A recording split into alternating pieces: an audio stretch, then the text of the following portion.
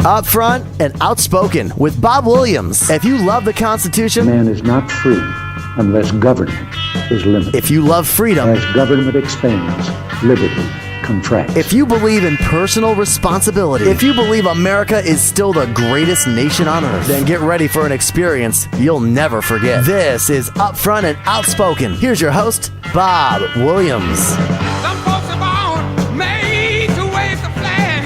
Ooh, they're red, white, and blue.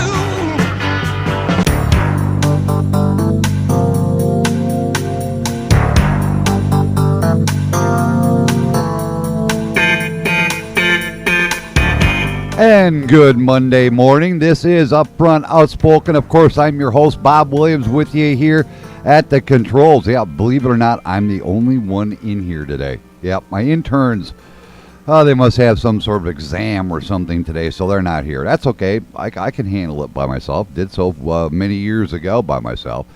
Going to get into a couple things, but you know what bothers me? You've heard the news. You heard NPR news. But one thing that they didn't talk about overnight, you know, to give you an idea of the escalation that's going on over there in the Ukraine.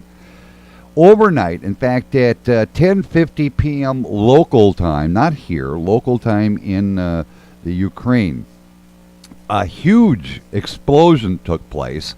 According to, you know, we've been trying to find anybody here in the United States that carried the story, and it seems that there was only one. It was called the Pontiac Herald that carried it. So the news that we have is on this explosion was from RT News and also from Sputnik News.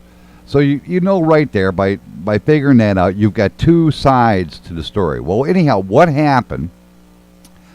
I'm going to read the report, you know, somewhat of it. It says windows were shattered and homes shaken in Donetsk after a huge blast rocketed the vicinity of a city chemical plant. A Ukrainian MP praised pro-Kiev forces for hitting a target, but said they don't know what they hit. A powerful explosion took place at 10:50 p.m. local time on Sunday. Local militia reported that a military chemical plant, the DKZHI, don't ask me how to pronounce that, was the target of Kiev's artillery shelling. Witnesses say they saw the sky lit up by the explosion. Some nearby living residents had their windows broken by the blast, shock waves, and many others felt the ground shake. RIA Novosti reported even those living in nearby towns said they felt the tremor. This was a big blast. You know, there are reports that we do have in some instances saying that as many as 200 people were killed because of this blast. All of this, I'm going to tell you right now, all of it is unconfirmed. We don't know for sure. All we do know is from video that we've seen that have come out of the area that indeed a big blast, and this thing was an actual mushroom cloud, had the effect of that. And, you know, we've seen these videos. They're all over YouTube right now. So indeed, some sort of a blast did occur in Donetsk, but to what extent, nothing is coming out about this. And nobody, neither NBC, CBS, BBC, nobody has said a word about it. So this is the first time you're hearing about it, is probably right here on the Starcom radio network. And like I said, this is what I have been such an outspoken critic of when it comes to mainstream media, is their inability, or what I want to say, they just don't want you to know some of the stories that are out there that affect people's lives.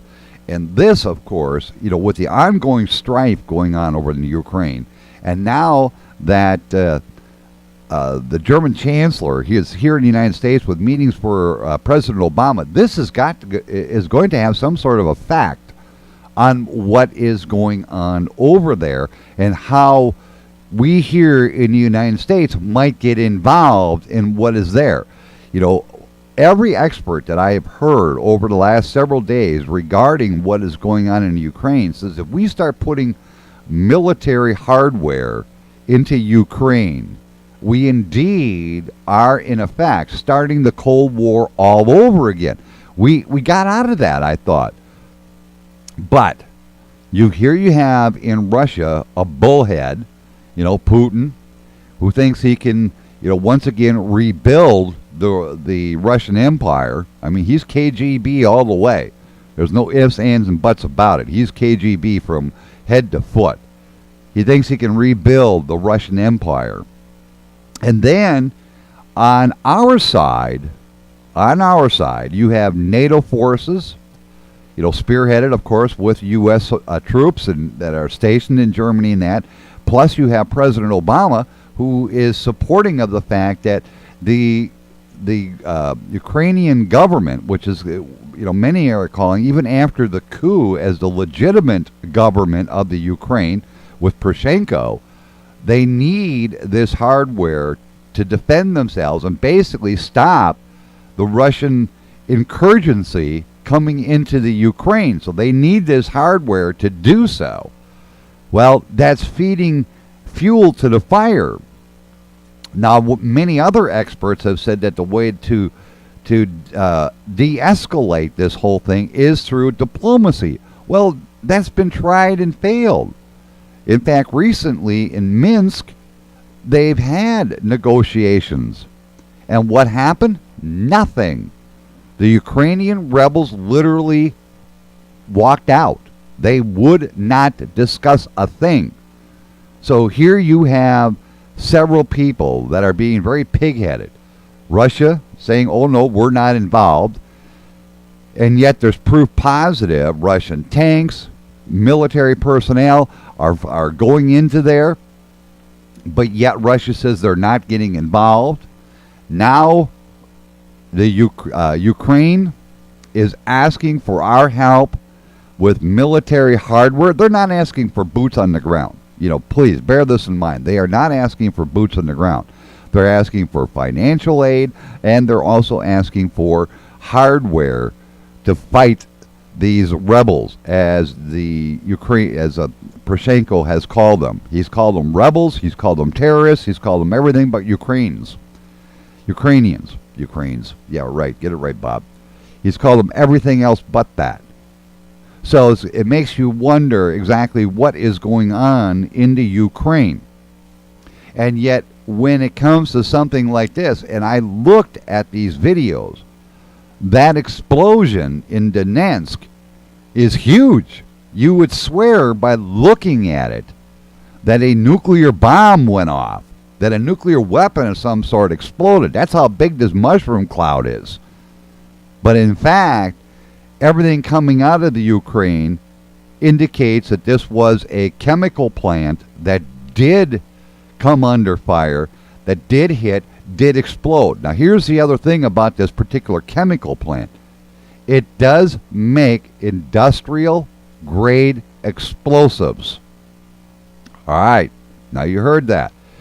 This particular chemical plant that they have been trying to go after since September throughout does make industrial-grade explosives. So if they hit something and they hit it right, you're going to see this. Remember a few years ago, there was an explosion at a oil refinery. I believe it was down in Texas. And that fireball could be seen for miles. Well, that's exactly what happened here. But this one, if you look at it, you'd swear just by the images. And I know there's going to be conspiracists out there that are going to jump on this and say, yeah, that was a dirty bomb. That was this. It was a nuclear weapon going off. No, it was not a nuclear weapon. It was strictly the fact that this chemical plant was indeed hit by artillery.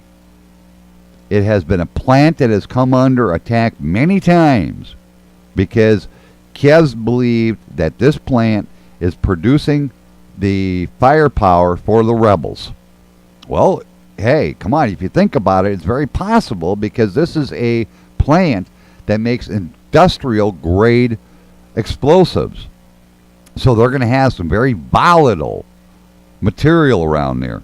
And in this particular case, it did get hit. It did go off, created a huge mushroom cloud. I mean, I've been seeing the videos about this thing, and it is just totally unreal. I mean, the how it lit up the sky for moments. You'd swear the sun was out. And this was at about 11 o'clock their time. Now, you figure there's like about a 8-hour difference between them and us, so it'll tell you exactly about what time it was here. But it is just a fact that what has really gotten me about this particular story is no one in mainstream media, I'm talking to BBC, CNN, NBC, ABC, CBS, Fox, nobody has said a word about it. Not one. You're hearing it first right here.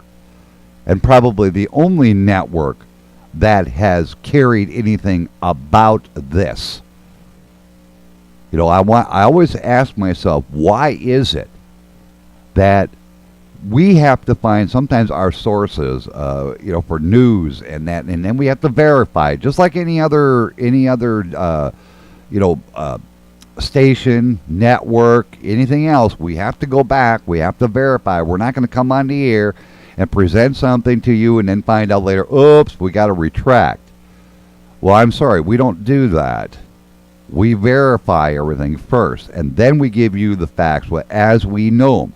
But as I said, right now, everything I said is unconfirmed as to how many injuries and deaths there are, but it's currently said to be over 200. And again, that is unconfirmed. I want to stress that. That's unconfirmed. But when you see the videos, and this isn't just one. This is not just one video. This is countless videos from all different angles. So it did happen. There's no doubt about it. It did happen. This huge explosion, this fireball happened, and every video that we've seen has been dated, and it all shows 2/8/15. So this happened last night. But yet no one in mainstream media has picked it up. Nobody. And I am so fed up with that. Because here they have a chance of shining light on what is going on in Ukraine, and yet they don't want to. What are they, funded by the war machine? I mean, come on. What are they funded by? We know they're funded by big corporations with their advertising dollars. We know that. I mean, come on. Boeing, oil companies like Exxon, BP, you hear it all the time. Walmart, you hear it all the time. Well, what are they afraid of? They're going to offend their advertisers for something that happened in the Ukraine that is affecting hundreds of people. A war that is affecting thousands of people. We hear about what is going on in the Ukraine, but there's also a human cost. The last time I heard, there's over 5,000 civilians that have been killed in this conflict. Have you heard that? You may have heard, bits and pieces, 30-second soundbite, 10-second soundbite about it, but that's it. But from last count, over 5,000 people have been killed in that conflict.